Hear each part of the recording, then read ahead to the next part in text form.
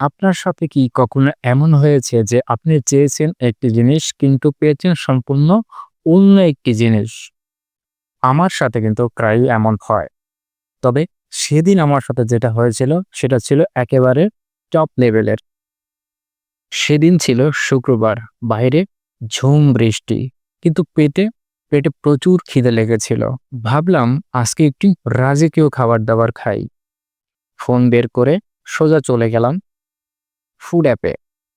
Order করে ফেললাম ১ plate গরম, গরম বিরিয়ানি সাথে চিকেন চপ। ভাবতেই জিভে জল চলে আসছিল আমার। অর্ডার প্রেস করার পর শুরু হলো আসল কাহিনী। মানে অপেক্ষা। অ্যাপে দেখাচ্ছিল your food is on the way. আমি তো জানালার পাশে গিয়ে দাঁড়ানো শুরু করলাম। প্রত্যেকটা বাইকের শব্দ শুনে মনে হচ্ছে এই তো আমার খাবারটি নিষেধ চলে এসেছে। আমার বিরিয়ানি আসছে। অবশেষে সেই মহেন্দ্রক্ষণ এলো। আমার রুমের ডোরবেল বেজে উঠল।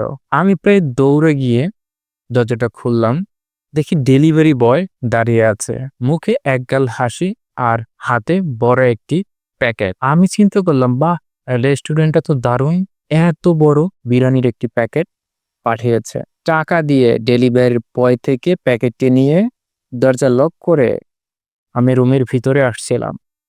প্যাকেটটা হাতে নিয়েই আমার কাছে কেমন জানি লেগেছিল। আমি তখন মনে মনে চিন্তা করলাম হয়তো নতুন ধরনের প্যাকেজিং এর কোনো সিস্টেম এসেছে। কিন্তু ঘরে এসে যেটা দেখলাম, ভেতরের বক্সটা বের করে ঢাকনাটা খুলতেই আমি তো একেবারে রীতিমতো